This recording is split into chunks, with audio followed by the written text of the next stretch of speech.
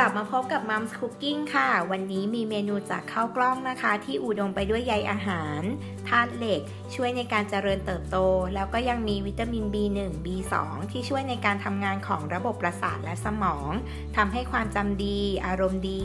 กับเมนูโจ๊กข้าวกล้องใส่ไข่ค่ะ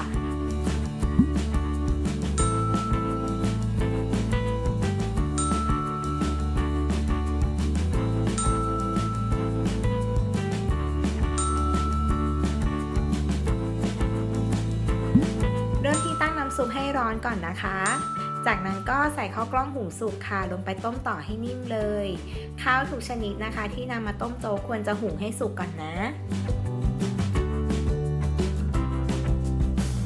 พอข้าวเริ่มนิ่มได้ที่นะคะ ก็ใส่ใบตำลึงสับละเอียดลงไปต้มค่ะ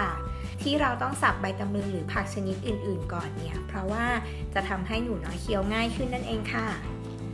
ต้มต่อไปให้สุกนะคะจนทุกอย่างเปื่อยเป็นเนื้อเดียวกันค่ะ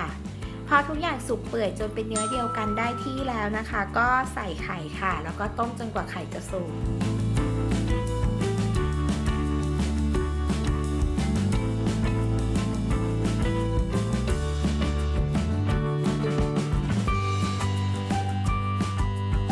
เสร็จแล้วก็ตักใส่ถ้วยนะคะแค่นี้ก็พร้อมเสิร์ฟให้กับหนูน้อยแล้วล่ะค่ะ